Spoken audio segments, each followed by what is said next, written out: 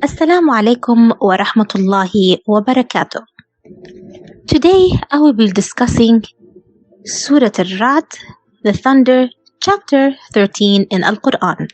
The main aim of this chapter is that truth is clear, strong, and deeply rooted, while the falsehood is weak and will not last.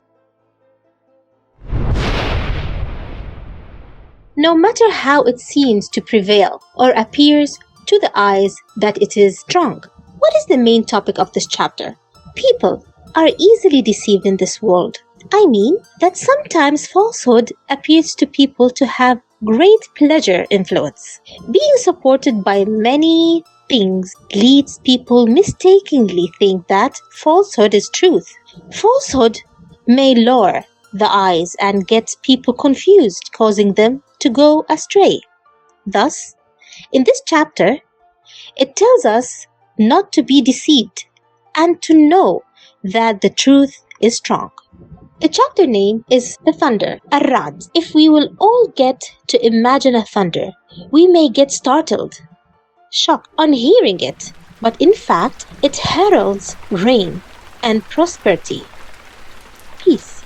In this chapter, it says that thunder thus glorifies Allah praise, to sabbih. Thus, in this verse, it shows that scary roaring of the thunder must not intimidate people, and it's only a praise to God. Also, it brings down rain, which gives water.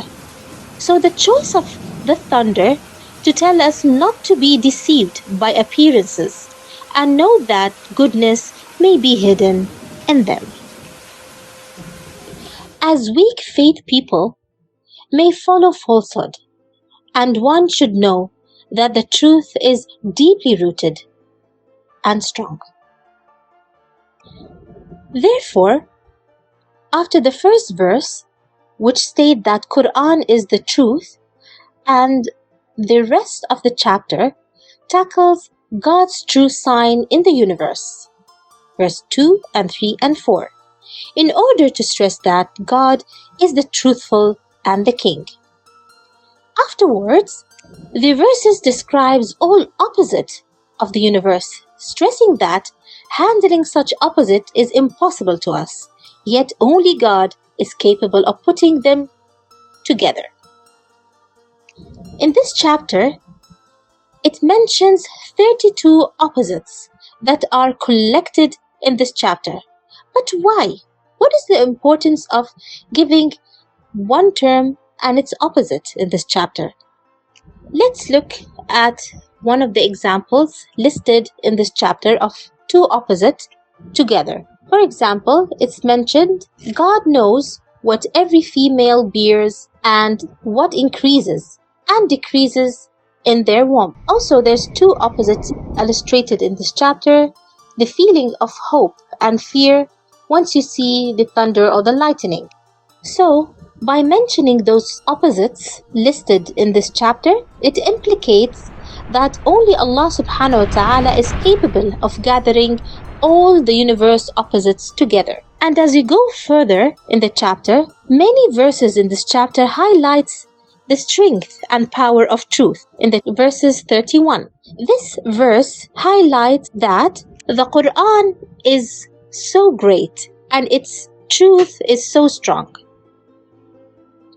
Also, in this chapter, Allah gives us an example or a similitude, comparison between two things. It's about the truth is strong and present even if you cannot see it.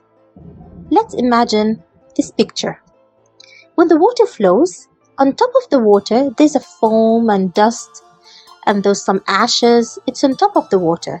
So those ashes, dust, and foam resemble falsehood, whereas underneath the foam, it represents the good things, which is the water. So in this example, it expresses that falsehood sometimes it shows in the surface and becomes evident, but truth is there well established. I hope this chapter is well explained and See you in other verses.